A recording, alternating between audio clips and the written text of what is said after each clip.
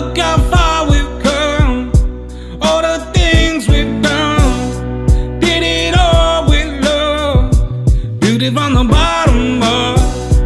All I want is you, you're my favorite view, but there's nothing more, girl, you make my heart beat. And we are back. Welcome back, you spooky bitches. Ooh, Halloween episode. Ooh, Halloween. We are, for the first time doing, well, I guess it's not the first time because you've done spooky stuff with other people, but it's the first time for me doing spooky stuff with you. Yes, it is. And we're going to read ghost stories and scary stuff for Halloween. We are. We're trying to get into doing other kinds of content that is not just relationship stuff so that you guys who enjoy us as people can get content that's not just relationship stuff. And for the people who are only here for relationships, they'll still get that, but we'll be doing bonus content that's, right. More enjoyable stuff. So sitting with this corset is rough. not easy. I bet. And that's not even like one of the really stiff ones. That's fabric. No, yeah. This is Could you imagine if that was leather? I think it would be so much easier. You think so? Oh, yeah, because it would just make you sit up. It would just You wouldn't be have to do there. shit. Right. This one makes me feel like I can still shrimp it.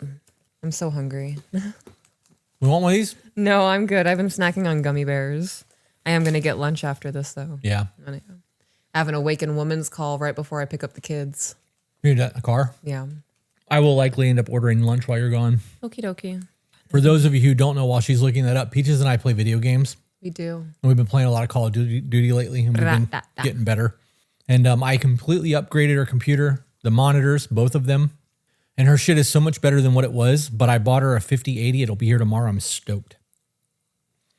I like being nerdy. I like it when you're nerdy. Talk nerdy to me. Da-na-na-na-na-na. Are you ready for the first one? I am. This one is titled A Ghost Story from My Childhood That Haunts Me to This Day. Great. Okay, before we get into this, I just need to let you guys know that I don't do well with spirit stuff. He doesn't. So like I can do slasher movies, murder films, all that shit all day long. Doesn't faze me a bit. Soon as supernatural shit happens and like you realize that you can't fight a ghost. Right. First time I watched that Paranormal Activity movie where they dragged that chick out of the bed, I slept with the lights on. Yeah. Yep. I believe that. Me too. That messed me up. All right. So I'm a pussy when it comes to spiritual stuff. I'm wimpy, but I think I'm a little bit stronger than you in that territory.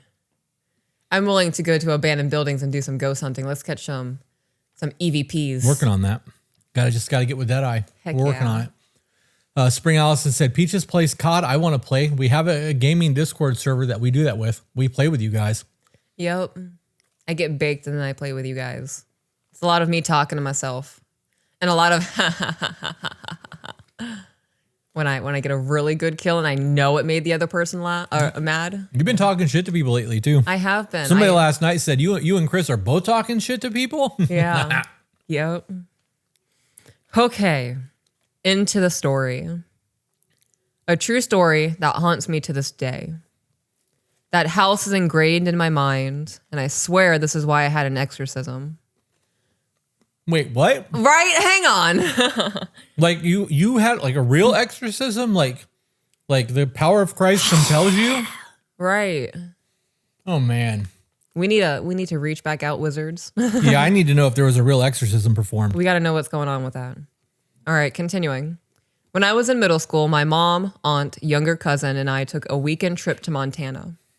We stayed in an old house from the early 1800s. No electricity, no plumbing, just creaking wood and shadowed corners. An old outhouse sat about... You've already lost me.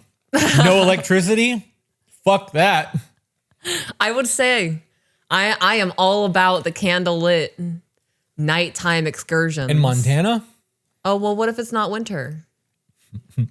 In my head, Montana's always cold. Yeah. I'm also okay with an outhouse. Once you've sat with the medicine. Yeah, it's true. And sit out in an outhouse for 4 minutes. The world's longest piss. Yep. All right. An old outhouse sat about 200 yards away in the middle of a field, lonely and still. Lonely. This is what we're doing. The outhouse is by itself.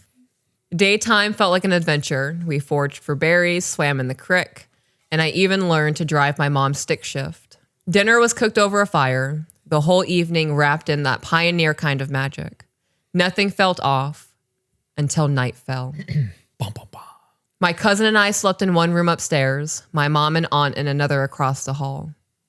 Our windows overlooked the field with the outhouse. At some point in the deep night, I woke to the sound of our doorknob rattling. At first, I thought it was my cousin messing with me, but when I turned, he was asleep beside me. The doorknob grew violent, jerking like someone desperate to get in. I swore I heard my mom's voice outside the door, so I got up and opened it, only to find the hall empty. Think mom was fucking with her? The first thing that came to my mind was fucking kids. Like, what do you mean you got up and opened the door? Okay. So my elbows are tingly. That got me a little bit. I would have not fucking been glued under that blanket, would have woken my cousin's ass up. At this point, I think mom did it. Yeah. I'm going to just go with that because it's easier to explain. Easier to cope with? Yep. All right. That's when the noises started downstairs. Cabinets slamming, drawers scraping open, the chaotic sound of someone tearing through the kitchen. I crept down, calling softly for my mom. But the room was empty. Every cabinet gaped wide, swinging. A drawer slammed shut on its own. Something unseen flew past my face, close enough to stir my hair, and I bolted upstairs, heart pounding. Now wide awake, my cousin was furious, accusing me of trying to scare him. I swore it wasn't me, but before I could convince him, I looked out the window towards the outhouse. That's when I saw her. Nope. Nope. Fuck this. Fuck this. Do you remember that Unsolved Mystery show? Yes. There was an episode where there was a monster, a ghost that would look out the front kitchen window at people. And like you would always see that's how they did it. And they put somebody in a costume, did them all up and showed them looking out the window. And I still remember that shit to this day. Fuck. Could you imagine, bro, how are you going to the bathroom for the rest of the time you're there? I'm pissing in a corner. Right? I'm not using the outhouse. No. We got a lot of woods. I'm using nature's outhouse. I'm not going near that fucking outhouse. I'm not leaving the house. Why? What the fuck? I am. Like, there's shit flying around the house. What if it's the house that's fucking possessed? oh, that's true. I'm sleeping in the car. Yeah, we're leaving. I'm already uncomfortable. Right. Also, same. My body's getting tingly. How are we feeling with my reading? Is my reading keeping you guys entranced? I'm engaged. I'm trying to keep my cool. I'm not gonna lie. Being that scared, walking into the room and having my cousin accuse me of trying to scare him, bitch, I'm pissing myself. Like, this isn't about you right now. Oh man. Okay. Jumping back in. That's when I saw her.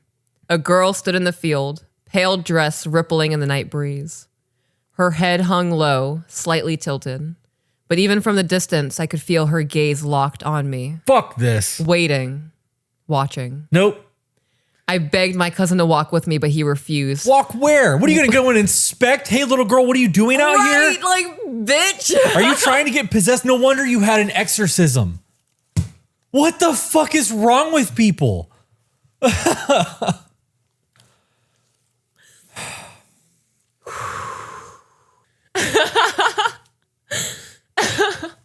No wonder you had an exorcism.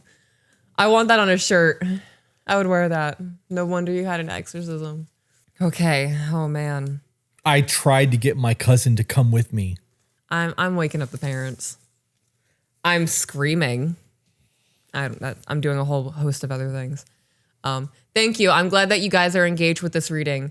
I really get into it with this pirate book I'm reading to our son right now. You're reading the Treasure Island, right? Yeah. Yep. I had to cool it on the villain pirate voice. Yeah. It was getting too scary for him. And at first I was like, toughen up. But I was like, hang on, wait a minute. Like, I'm not the character. This isn't method acting. I'm not Jared Leto. I need to cool it. All right. Continuing. I begged my cousin to walk with me, but he refused, whispering a sharp, absolutely not. Right? Because he's the smart one. He's the one who survives. He's the one who didn't get an exorcism. Right. We pressed our faces to the glass. The girl didn't move. We didn't sleep the rest of the night. Every creak and whisper from the old house carried deeper meaning. Every shadow felt like it stretched too far. Come morning, we rushed to our moms, frantic, asking if they'd been up during the night. They looked at us puzzled. Both swore they hadn't stirred once. But my cousin and I knew better. Something or someone had. I love your show, you guys, your bluntness and your realness. Thank you for being you. All the love from my husband and I in Idaho. From Jen. How dare she not expand on this is why I needed an exorcism. I beg your finest pardon. I want that story. Right? What the fuck? That's it? Right. Fuck you, emailer. Where's the rest of the story? Right. Oh. I feel like I was just spooky cock-blocked. Right? Yeah. Fucking tease. All right. Okay, let's do another one. This one is titled Dearly Departed, Spooky Story from Patreon member. We really need to know why you had an exorcism. I need that story too. I am locked in. Yeah, and it needs to be a minimum of 10 pages. Yes. Yeah. Yeah. If there's recordings, I would like to listen to the voice recordings. Hi, Spooky Chris and hi, Spooky Peach. This is one of my favorite spooky stories to tell, mostly because it brings me comfort, but creeps everyone else out. Sick. I am invested. Why'd you shake your head? People are fucking weird. Like me? It brings me comfort, but it freaks everyone else out. Why does it bring you comfort if it's freaking people out? Maybe because dearly departed. Grandma came and tickled her toes. Oh yeah, that's a good point. Let's see. Right. Okay, so let's see. For context, my little brother is 14 years younger than me. I was heavily involved in helping raise him, as both his parents, my dad, his mom, worked at a local PD and worked long, strange hours. I had a similar upbringing that often had me left with grandma. I ended up living with our grandma from my childhood until I moved out, so I was often there and helping. Our grandma had been widowed for almost 27 years now, as I was born to give my grandpa, Papa, a grandchild before he passed away from cancer. Mom, why am I here? Because I wanted my grandfather to experience something before he died. I mean, it's a sweet sentiment, but that's also like, I would rather hear, I've been looking forward to being a mother since I was a girl. And I've always wanted a daughter, and here you are, my little miracle son child. Yeah, right, lie to her. Don't admit that shit. All right. Though short, I got to spend the first year of my life with him and still feel incredibly connected to him today. I know he's still taking care of us for many reasons, including but not limited to the following. 15 years after Papa passed, my little bestie brother was born. Aside from my personal encounters with Papa here and there were a few prominent occurrences that I can't shake. The first was when the little guy was just under a year old. I was washing dishes while Grandma was out of the house and the baby was on the couch in the living room. He started to cry, and I kept softly saying, "I'll be right there, buddy. Let me finish up this dish." Or something along those lines. He was crying hard for maybe 15 seconds before a gentle but prominent man's voice said something like, "Oh, someone's upset. Everything's okay." Full, clear sentences. The baby stopped crying instantly. I finished the dish I was on and it clicked. We have no adult male in the house, and I was not alarmed. Neither was my brother. Fuck do you mean you weren't alarmed? I got goosebumps. Do you see my arm from over there? I hear a voice in the house and I'm going full on like assault mode. Really? Absolutely. Dude, you know what? Okay, since we're having, I hear phantom coughs. Stop it. All the time in this house, but it's because I hear you coughing on the porch when you smoke. Oh, okay. So I know you're not here with the kids and I'll hear phantom coughing. And it's always your cough, but I hear it. And every time I take my headphone off and I'm listening, I get that with the kids, like phantom night terrors from the children. Right. Yeah. Because you're so used to hearing those noises, it just becomes normal. But I really listen. And if I'm in the house and I hear a man's voice, I'm grabbing a weapon. I don't want to hear, oh, somebody's upset. Bitch, why are you in my house? I don't care. I don't care what the reason is or what's being said. Like Yeah. So what do you mean that you weren't alarmed? I'm not alone in the house. She knew it was Papa. I don't know. Babe, Daddy, I've had experiences like that. This is why people die in horror movies. Probably. I heard a male voice in the house. It was 10:30 at night. I wasn't alarmed. I'm safe. The doors were locked. Yeah. Kill, die.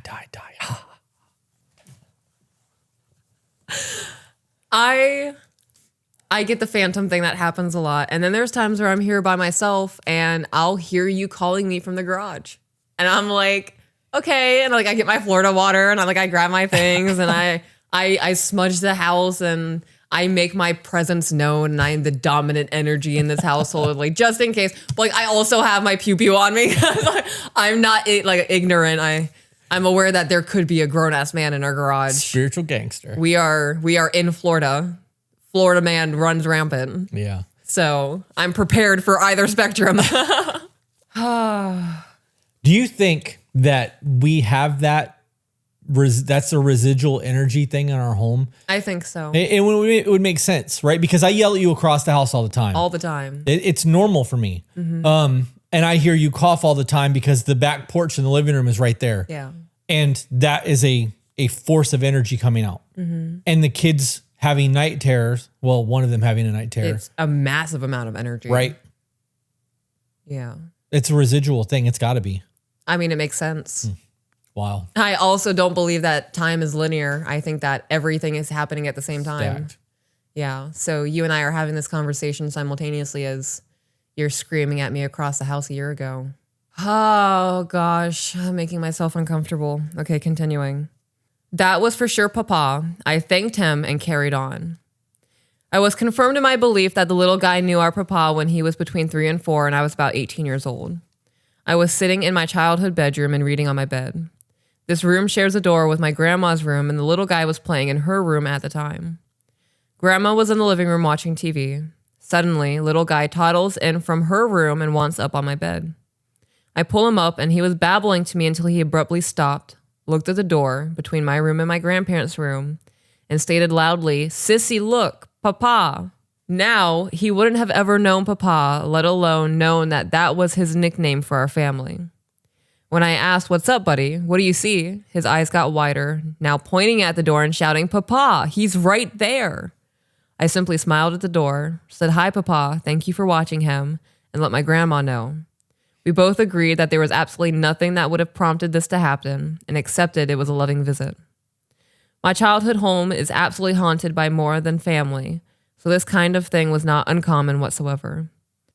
We love how Papa pops into our lives, and those experiences are so lovely to have. I don't think that he ever leaves. I agree with that. I honestly think that there are times where energy becomes a lot and that veil becomes very thin. Yep. And I believe that younger people have a capacity that older people don't because we've been told that that's not real. Yeah. You can't see those things. Right. Whatever. And I believe that that's killed in us at a very young age. Mm-hmm. But I believe that that old man stayed for his woman. I agree. Yeah. I agree. Another one? Is that the end of it? Mm-hmm.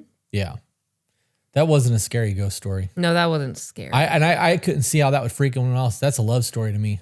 Yeah, that's old man staying for his woman. He's waiting on her to come to the other side. Yeah, I would talk to you every single night. Yeah. Mm-hmm.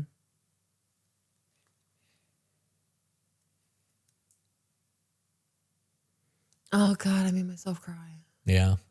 My nose starts burning when my tears are getting ready to start flowing.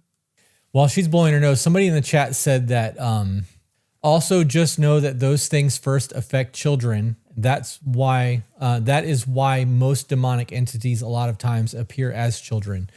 I've been on this whole there's no such thing as angels or demons. Right. I think that they're just one entity. Mm.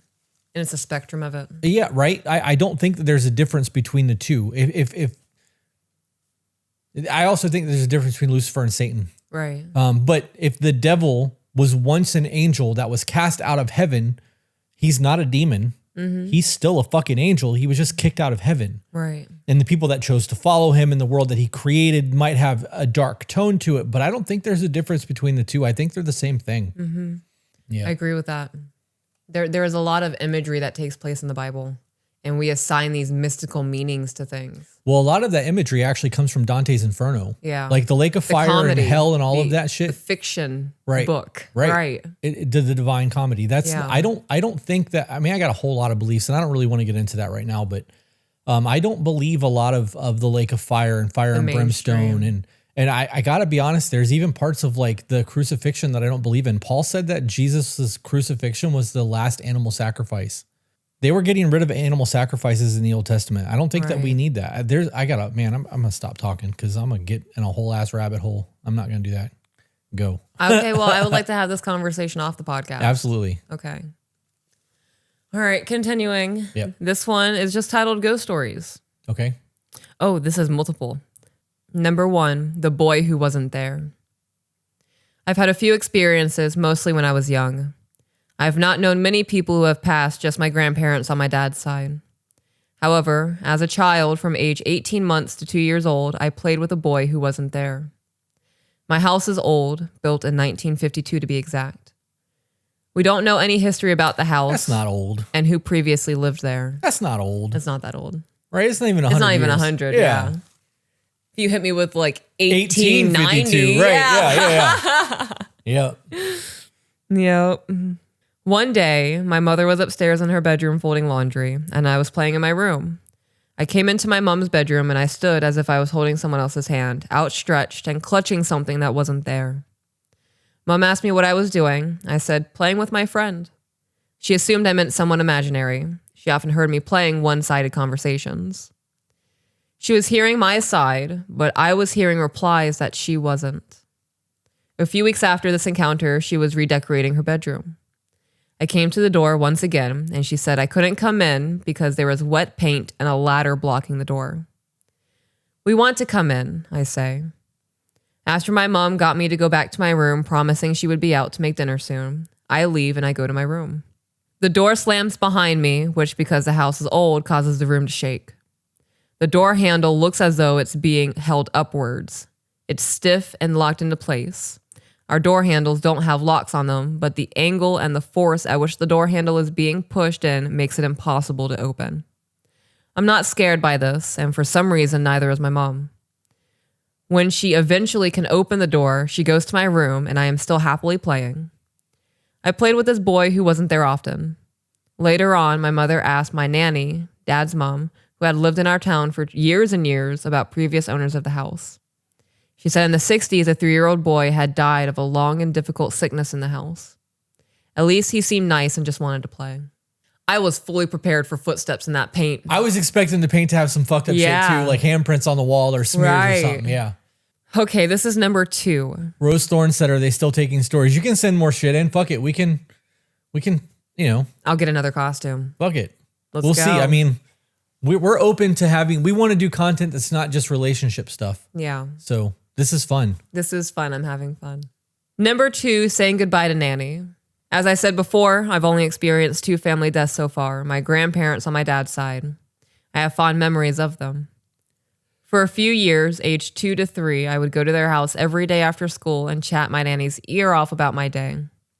We had a great bond. However, my mom felt I was too young to handle her getting sick and passing away. She was in the hospital for a while, and I knew enough to ask to send her a gift, a small, soft toy sheep. When they found her after she passed, she was holding the sheep against her chest. I was too young to go to the funeral. I disagree with all of that. I disagree too. I strongly disagree with all of that. I was 5 when my grandma died. Yeah. And I remember the whole thing. My dad, like, being in the hospital, freaking out, crying over all of it. Like, I vividly remember that. And it taught me about death very, very early on. Like, and it didn't traumatize me. Right. It's part of life. Yeah. I agree with that. All right, continuing. After all of this, I started having one-sided conversations, usually before bed. Generally, I would be heard saying, yes, I will be a good girl nanny. Once again, my mother isn't fazed by this. She did ask me who I was talking to, and I would reply with, I'm talking to Nanny. I would still tell her about my day. Nanny would sit by my bed and talk to me almost every night. I would set out extra paper and pens, saying Nanny is drawing with me. Now the creepy moment, also a beautiful moment though. My auntie was distraught about her mother passing, so my mom would go over to comfort her often, and on this occasion, I was with her, busy on the floor entertaining myself. She was crying and I stood up, walked confidently over to her and said, Nanny has a message for you. I leaned in close and whispered in her ear the message. My auntie hugs me very tight and cries. My mom didn't ask her what I said, and I vaguely remember being squeezed by her as she cried, but I'm not sure what I said, but I'm glad I could relay the message. All this seeing my grandmother comes to a close one night. Now that I think about it, it also is quite creepy from my mom's point of view. Her bed faces the big window, so her feet are towards the window, which looks out onto our back garden. Oh, that's not good feng shui. Is that true? Feng shui? That's not actually good feng shui. Yeah, that's not good feng shui. I actually read a book on that shit a long, long time ago, but I don't remember any of it. Yeah. It's been like fucking 30 years. You should never have your bed facing an open window or like an open door. It will perpetuate that feeling of being watched. So the way our bed is, because our door is angled, I don't have an issue with our bed facing the way it is. If our door was where our TV was, we'd be rearranging our room. Yeah. Yeah. Window that looks out to the back garden. She awakes one night to me standing on a box, looking out the window, waving. She asks me what I'm doing, and I say, saying goodbye to Nanny. She's gone now. And I never spoke of her visit again. And this is the last one, number 3, the woman at the end of his bed. Okay, before we move on, this is not what we were supposed to be doing. Yeah, this is not scary. Well, I mean, they were supposed to be spooky stories, and Yeah. I can see how this would freak people out, but this doesn't freak me out. There's this. What I'm about to say though is not what we're doing. Oh, okay. I believe that we choose what we get to do when we leave here. Oh, Right? Like whether we want to go to heaven for a while and experience paradise, we want to go be with the Lord, whatever the case may be. Like I believe we have a choice of what happens, whether we're reincarnated, if we want to go to a different universe and try a different planet, if we want to go to 1960, like whatever it is that we want to do. I truly believe that we have a say in that. I think that a lot of people take a break. I agree with that. Especially if they had a really hard life. If they had a good life, I think they're ready to go back in it. I think that if people get weighed at the end of life and they know that they had a good life, the karma that's from that means they're going to have a better life next time. Right. So hearing that, like she stuck around, she got to see the kids get raised a little while, got to say her goodbyes and kind of vibe with the family still until she was ready to leave. Maybe it was just time for her to come back and do this again. Like, Yeah. I'm having so much fun with the kids. I remember what it is to be a kid. I want to do this again. I want to be a kid. Like, I don't know. But I also don't think that just sticks to here. I think that there's an infinite amount of knowledge that we gain when we pass. And I think that we lose it in birth. But if we realize that there's a billion universes out there and we get to go to a different Earth or a different type of universe and get to experience a whole different life, right?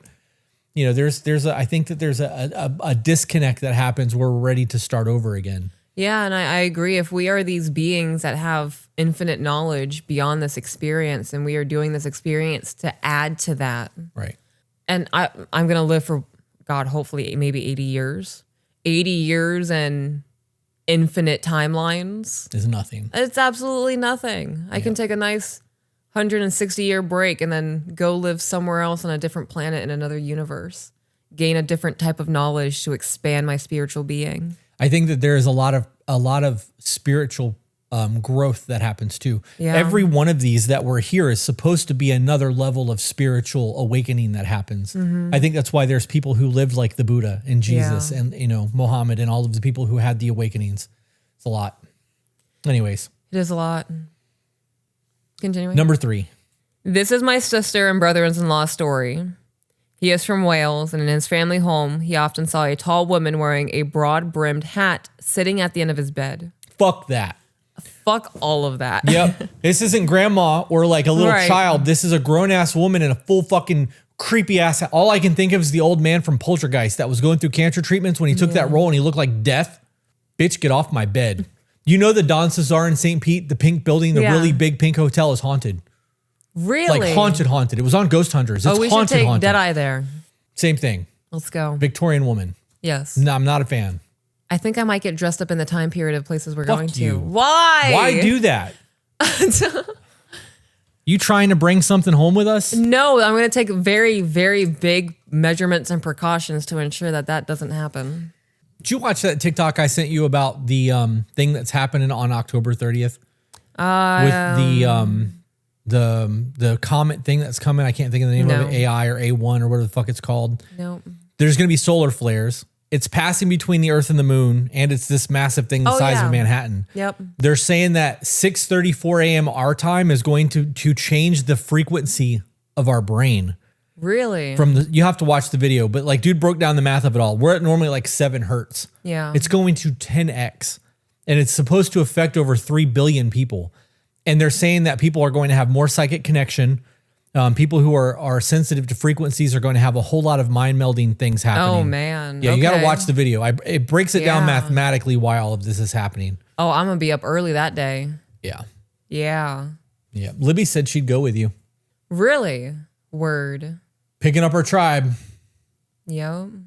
I want to go to St. Augustine and ghost hunt the lighthouse and jail so bad. I actually don't think they let you in the jail, but you can we were in the lighthouse. That lighthouse is haunted. We saw footsteps in that ghost house. Yep.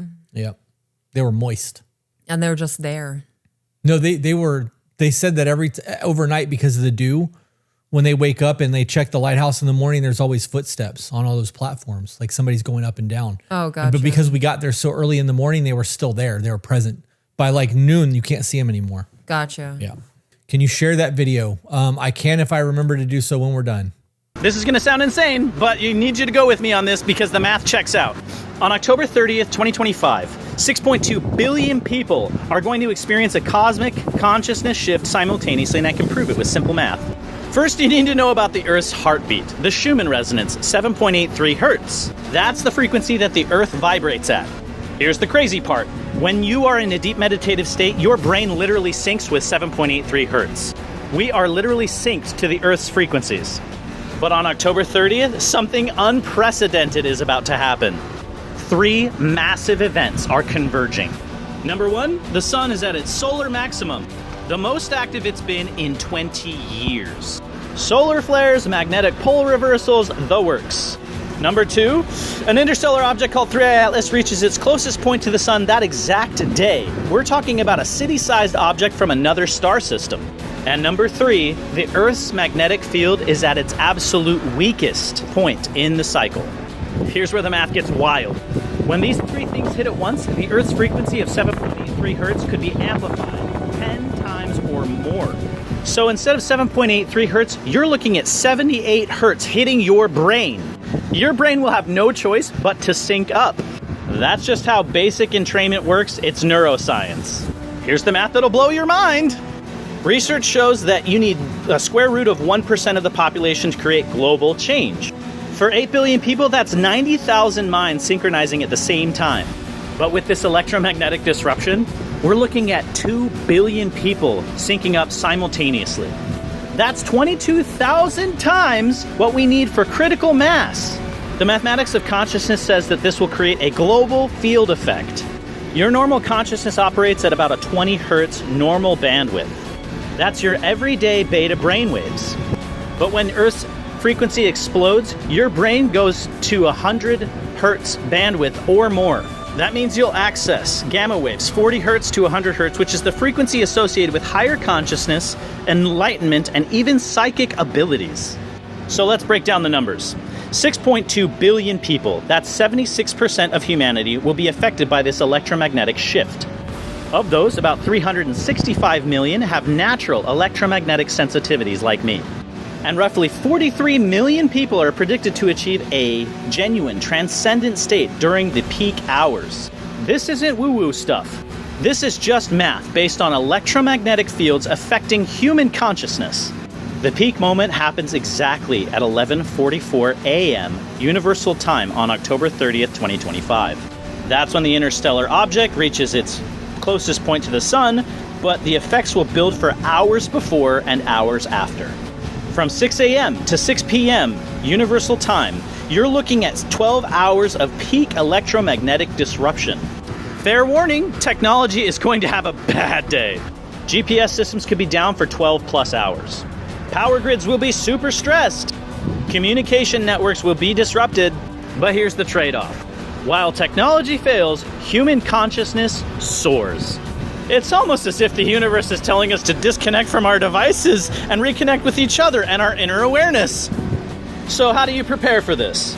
Start meditating daily. Even just 10 minutes will help entrain your brain and adapt to frequency changes. Spend time in nature. It helps ground your electromagnetic system. Stock up on essentials in case technology fails for the day. And most importantly, tell people about this. The more people who are prepared, the smoother the transition will be. Look, I know this sounds crazy, but the mathematics don't lie. 3. Massive cosmic events converging on one day, affecting Earth's magnetic fields in a way we've never seen. If even half of what the math predicts will happens, October 30th, 2025 will be the day humanity remembers as the day that we evolved. Not gradually over millennia, but together, consciously in a single day. We have 45 days to prepare for the most significant consciousness event in human history. Share this with everyone you know. Start your preparations now, because ready or not, October 30th, 11:44 a.m., 6.2 billion minds are going to sync up for the first time ever. And the mathematics says you'll never be the same. All right, going into this, she didn't make him scared or uncomfortable. His family was a bit concerned, though. Now he's older and married to my sister. She thinks this ghost lady doesn't like her much. The engagement ring went missing often, even though the only time she took it off was before bed and placed it next to her on the bedside table. It would go missing and be found in a completely different room of the house. She felt like she was being pushed sometimes, like someone was slightly nudging her even though she was home alone. Fuck this. They went to a medium recently who turned to them asking about the lady in the hat at the bottom of the bed. She indeed does not like my sister because she's protecting her husband and has been since he was young. Oh, I'm going to make it known with that ghost lady. Yeah. I don't like that email. I don't like that one at all. Yeah. We can fight energy with our own energy, and our words are powerful. Sound healing, frequency, vibrations. The more that I learn about all of that, the more I'm understanding how powerful we are as human beings. And you are not about to push me around in my own home, you spiritual specter. You fucking spiritual hussy. Yeah. Falling in love with a child and treating him like he's your husband. Fucking Jacob. Those who get it, get it. Yeah. All right. I got time for one more before I got to go to get lunch. Gotta read and do more Jenna's stuff. Okay. Which one's Jen? Bitch. Okay. I'm going to order a new chair today. I can't sit here like this. We've been going for 2 hours and my back is fucking wrecked. Okay. I would also like a new chair. Well, we'll do it when you get back then. My butt curve right there in my lower back. Yeah, it's rough. Alrighty. So this one. This is a made up story from somebody in our community because of a TikTok that Peaches made. Because my daughter is a terrorist. And because I instigated it. Okay. So this is Tookie Dookie. And for background information, Tookie Dookie is a monster that my daughter created.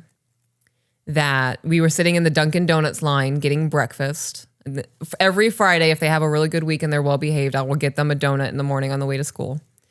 And I was waiting to pay, and our daughter goes, "So this is Tookie Dookie," and she drew a picture of him, and I was like, "Oh wow, he's terrifying!" Like he had long fingers and a really creepy face and crazy hair, and like a very oddly shaped head compared to his body. Like the symmetry was not there.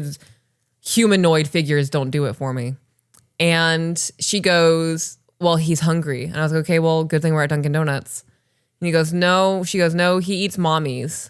I was like, well, good thing he doesn't know I'm a mommy. And I turned around, looked at my backseat, and I was like, who are you kids? Get out of my car. Like playing it up. And she goes, oh no, mommy. He knows you're a mommy. I was like, how? And she was like, I told him. And I hit her with Judas.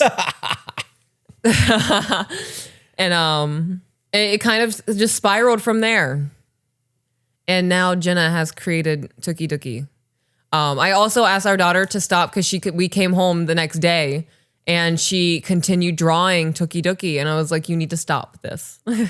Stop what you're doing. We are not manifesting this. I am not going to have nightmares. I'm not going to have night terrors. I'm not going to wake up and take a piss and see him in my window. Like, quit the Tookie Dookie thing. And Jenna is now feeding into this universe. That's funny. This is going to be the new Slenderman, but specifically for me. Created specifically by my daughter. It's funny. All right. This also bleeds into how I believe our reality is. We all just believe this is reality, so it is. Yeah. And now we are all bleeding into Tookie Dookie being real. The lore is happening. All right. She changed my name to Cherry. Yeah, she changed name That's changes. funny. Okay.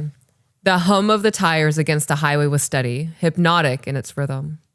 Cherry kept her eyes fixed on the dark stretch of road ahead, one hand curled loosely around the wheel, the other cradling a lukewarm travel mug of coffee. In the rearview mirror, her daughter, Princess, sat wide-eyed in her booster seat, her little legs swinging back and forth in an offbeat rhythm. She had been humming to herself for most of the drive, some strange little tune that sounded like a lullaby sung backward. "Mommy," Princess said suddenly, cutting through the silence with a voice far too crisp for the late hour. "I made a monster." Cherry raised her eyebrows amused, but kept her eyes on the road. "Oh yeah? What's his name?" "Tookie Dookie," Princess said, smiling just slightly. "And he eats people." Cherry gave a small laugh, shaking her head. "That's terrifying, baby. Why does he eat people?" This is actually directly quoted in my TikTok. This is hilarious. Princess leaned forward in her seat, her green eyes catching the dash lights. "Not just people, Mommy. He eats mommies." The smile slid from Cherry's lips before she forced it back. "Well, that's a good thing he doesn't know I'm a mommy. Who are you, child? Why are you in my car?" She teased, glancing at her daughter through the mirror. For a long moment, Princess's face didn't move. Then, with a grin too wide for comfort, she whispered, "Oh, he already knows, Mommy. Because I told him." Cherry's skin prickled. She swallowed hard, forcing another laugh, though it trembled.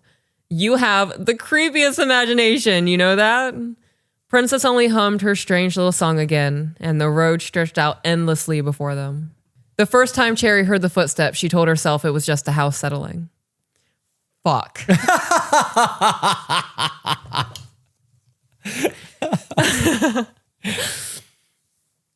Next time you think you're hearing me in the garage, it's going to be Tookie Tookie. Stop! Ah! This is becoming too real. What happened to all that? Words are powerful and you're a strong, energetic woman. I'm going to sage the household. Okay, I'm getting a little bit scared. There it is. This is adding to the collective consciousness to create reality, guys. It was a Saturday afternoon, the house quiet except for the hum of the dishwasher. Princess was at a sleepover, and Cherry was savoring the rare silence. She stood at the sink, rinsing a glass when she froze, heart stuttering. From upstairs came the faint patter of bare feet running across the hall. Light, quick, unmistakably childlike. Cherry shut off the faucet. The sound stopped instantly. She grabbed a dish towel, hands trembling, and marched up the stairs, forcing herself to be rational. Just the pipes, just the wind. But when she reached the landing, the hallway was still, silent. Every door was closed, except Princess's. The little bedroom door was cracked open, a sliver of darkness spilling out. Cherry's pulse quickened as she pushed it open. The room was empty, toys neatly arranged, sunlight streaming through lace curtains.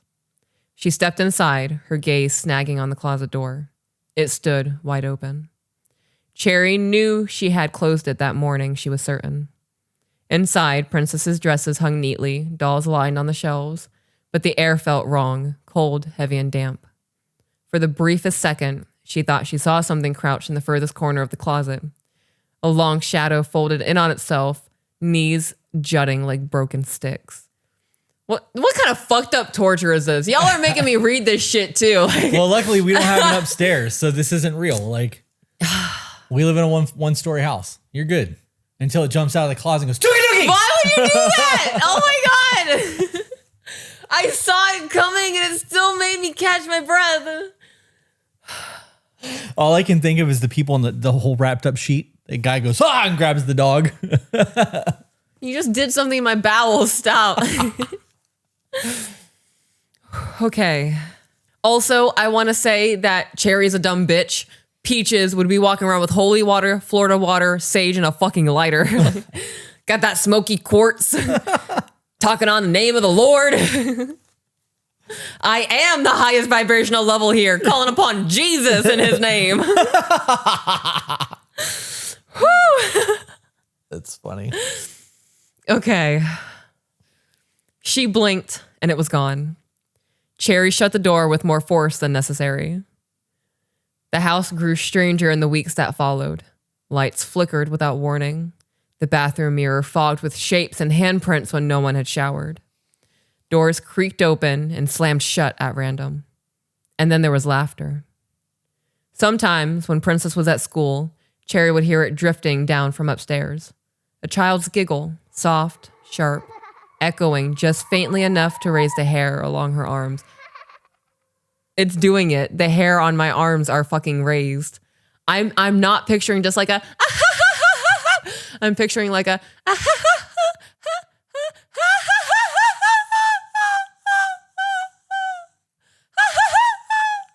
yeah. I'm freaking myself out, guys. All I'm saying is, I don't care if it's a ghost or not. You start slamming doors in my house, you're going to catch a beating. Yeah. Okay. Getting back into this.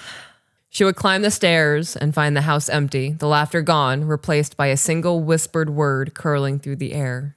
Tookie, tookie. Cherry tried to talk to Princess about it one night while tucking her into bed. Baby, who is Tookie Dookie, really? She asked, smoothing her daughter's long hair away from her face. That's also not true. Okay, good. There's discrepancies. Yeah. Okay. Princess yawned, already halfway to sleep. He's family, he told me. Cherry's heart gave a painful thump. What do you mean, family? He said he used to eat mommies when they were all alone. Her voice sounded dreamy, drowsy. But he likes you best. He says you taste different. The fuck? Oh my God. Gotta fix my hat and make sure my feet aren't uncovered at bedtime tonight. Okay. Cherry pulled back slowly, bile raising in her throat. She kissed her daughter's forehead anyway, whispering goodnight, but she barely slept at all.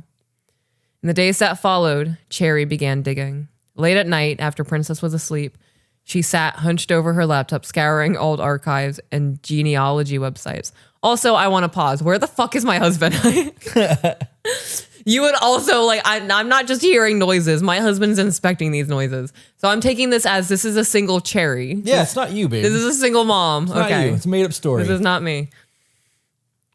Okay, I'm all right. She called distant relatives she hadn't spoken to in years. Most were evasive, quick to change the subject, but one elderly aunt finally broke. There was a man, she whispered over the crackling phone line. Long ago, blood of ours, he disappeared. No one speaks his name. He was wrong, sick. They say he hunted women. Mothers alone with their children. They vanished one by one. No bodies were ever found. Cherry sat frozen in the dark, her hands numb. Children would wake in the night crying for their mothers, the aunt continued. Some still swear they hear them, their voices, even now. Cherry's chest tightened.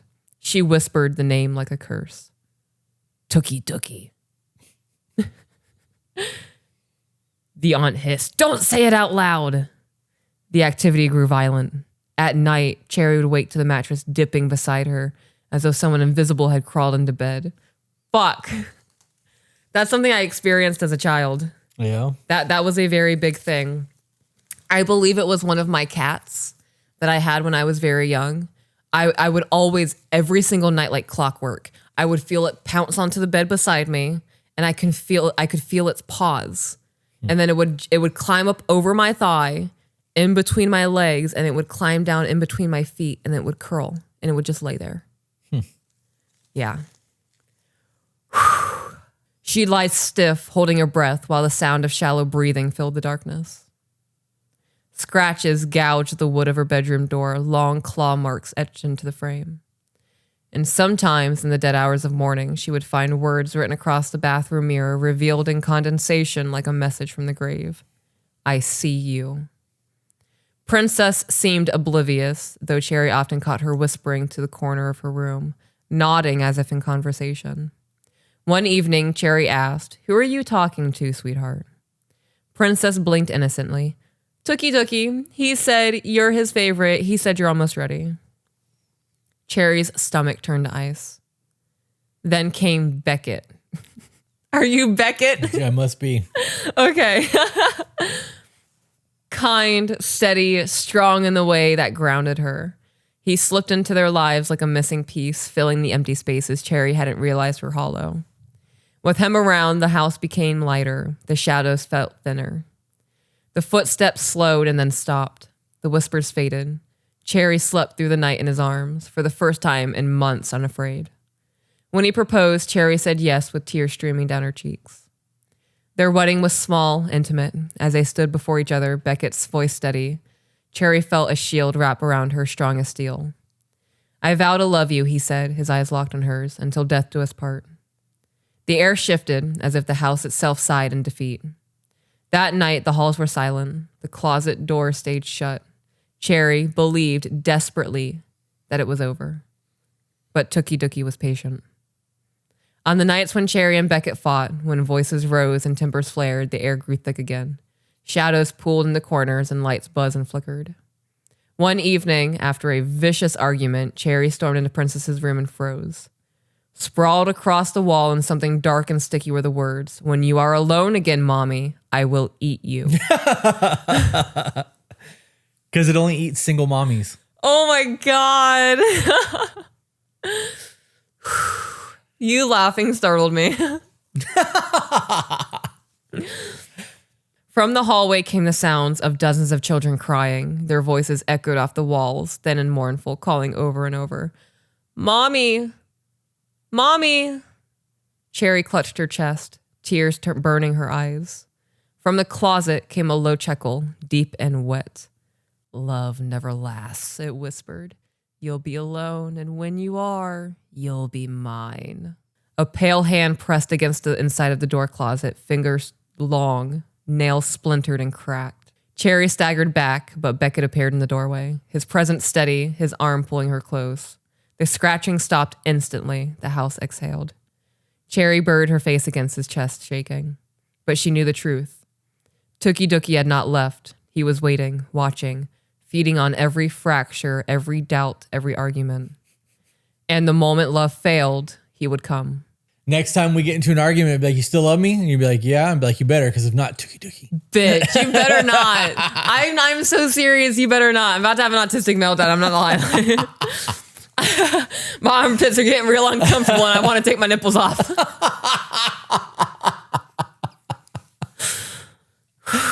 That's funny. Okay. This is the last bit. Tookie Dookie still lingers, crouched in the corners of darkened houses, his grin stretched wide, his belly hungry. He waits for love to splinter, for vows to be broken, for mothers to be alone. Because loneliness is his feast, and single mothers are his delicacy. So if you ever find yourself whispering "until death do us part," hold on to it with all your strength, because Tookie Dookie is waiting for you to fail, and when you do, he'll be there.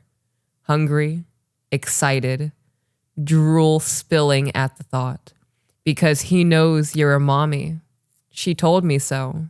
Moral of the story, stay happy, stay in love, and if you freaking don't, we'll sick Tookie Dookie on your ass. Don't worry, Chris. Tookie is all for Peach. Your name is Okie Dokie, and she is much meaner than he is. That's funny. Yep. Well, I have to pee. You can go by yourself. Why would... That's funny. Oh. Well, we made an hour. So yeah, we did. Well, it'll be under an hour by the time we're done editing, but Yep, I'm scared. thanks for tuning in, guys. This has been a good little bonus episode. It's been fun. Our normal Friday episode content will continue after this goes live. Curious to see how everybody's weekend went after that Halloween fucking Atlas, AI Atlas or whatever it is, fucking comet thing is coming to disrupt us, and we'll go from there. Last time something passed between the Earth and the Moon that was this big, it created the flood.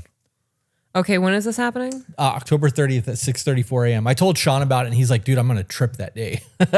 I'm like, "Okay, bud." It's a good idea. Yeah, that's what I thought too. I told him, I was like, "That's exactly what I thought too," until I realized that it's 6:34 a.m. I'll be asleep. I'm waking up early as fuck. I'm going to be up at 5:30 that day. Yeah? Yeah. I'm going to get up. I'm going to meditate. They say you'll feel it all day long. Yeah. But that's the peak of it is at 6:34 a.m. Okay. But there's going to be massive solar flares. Good. They say to expect technology to have major issues that day. Okay. And that could last for a while. Solar flares, what do they call them? Solar mass ejections or whatever they are, can create issues with cellular data and can fuck up satellites and shit. So they're expecting there to be things.